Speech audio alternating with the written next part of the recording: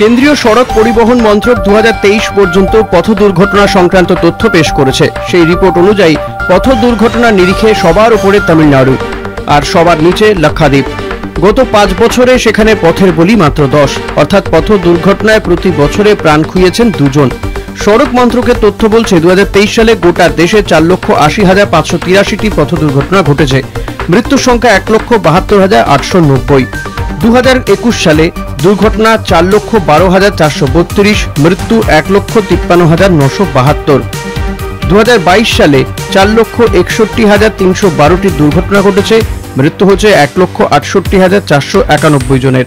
2023 সালে 4,80,583টি দুর্ঘটনা ঘটেছে, মৃত্যু হচ্ছে 1,72,890 জনের।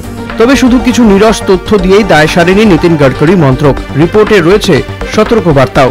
2023-এ গাড়ির বেপরোয়া গতির জেরে মৃত্যু হচ্ছে 1,17,682 জনের।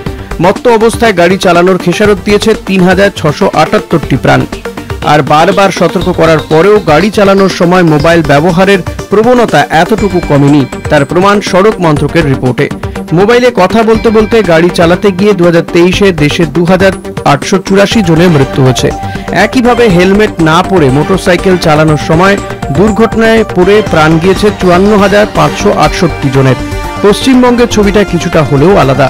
2016 সালে মুখ্যমন্ত্রীর স্বপ্নের প্রকল্প সেফ ড্রাইভ সেভ লাইফ চালু হওয়ার পরে সড়ক চিত্রটাই বদলে গিয়েছে। গত 3 বছরে যত গাড়ি রাস্তায় নেমেছে সেই তুলনায় দুর্ঘটনা ও মৃত্যুর সংখ্যা তুলনামূলকভাবে কম। 11,937টি দুর্ঘটনা ঘটেছে পশ্চিমবঙ্গে, মৃত্যু হচ্ছে 5,800টি। 2022-এ 13,686টি দুর্ঘটনা ঘটেছে, মৃত্যু হচ্ছে 6,002 জনের। 2023 সালে পশ্চিমবঙ্গে 13,795টি দুর্ঘটনা ঘটেছে, মৃত্যু হচ্ছে 6,027 জনের। 2023 সালে পথ দুর্ঘটনায় দেশে যত মৃত্যু হয়েছে তার 45% মৃত্যুর সঙ্গে 2 চাকার যোগ রয়েছে। যত দিন যাচ্ছে তত দ্রুতগতির মোটরবাইক আসছে বাজারে। এতে কি আদৌ সড়ক দুর্ঘটনা কমানো যাবে? উঠছে প্রশ্ন। কলকাতা টিভি।